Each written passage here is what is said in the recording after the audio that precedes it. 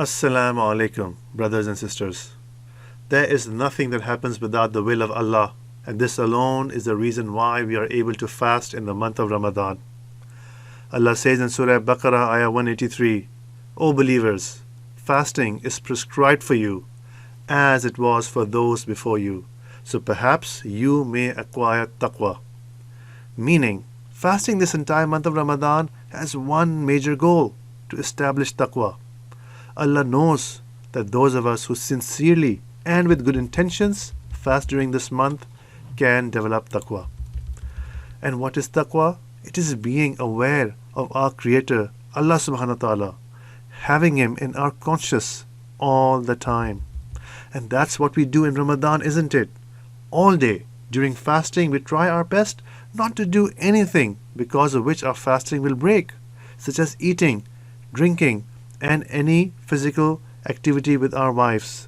These are Allah's gifts that gives pleasure to a person, and a person tries to keep away from all of them. And on the other hand, we try our best to follow all the commands of Allah subhanahu wa ta'ala, like praying salah 5 times a day, on time at the mosque, doing additional salah like taraweehs and tahajjud, doing zikr as much as we can, giving more sadaqah and becoming more kind and more generous to the people around us. The person who tries to do this is a person who fears Allah and loves Allah at the same time. He or she has a desire to please Allah subhanahu wa ta'ala. Such a person starts becoming aware and conscious of what they themselves are doing all the time. So they start becoming conscious of Allah, that He is always persistently watching them. His angels are recording every move that they're making, and they're presenting that to the Creator. And when a person does this activity the entire month of Ramadan, this becomes a habit, hoping to carry taqwa through the rest of the year, with the hope that this person will do less sins and more worship of Allah subhanahu wa ta'ala.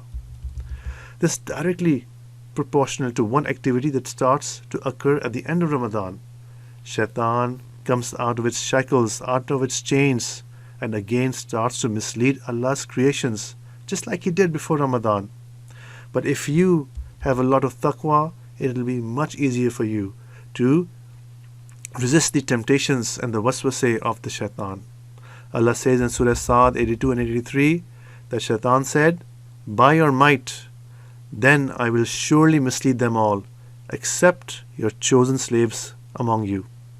So the shaitan will be able to mislead many of us. However, if you have strong taqwa, you are one of the slaves of Allah subhanahu wa ta'ala, you're faithful, you're obedient, you're a true believer, then you will be saved. So continue to strive as one of the followers of Allah on the straight path.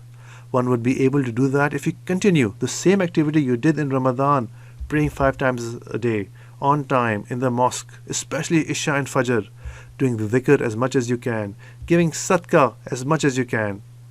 May Allah subhanahu wa ta'ala guide and protect us all from shaitan. Ameen. And may Allah help continue us following the commands of Allah perfectly. Ameen.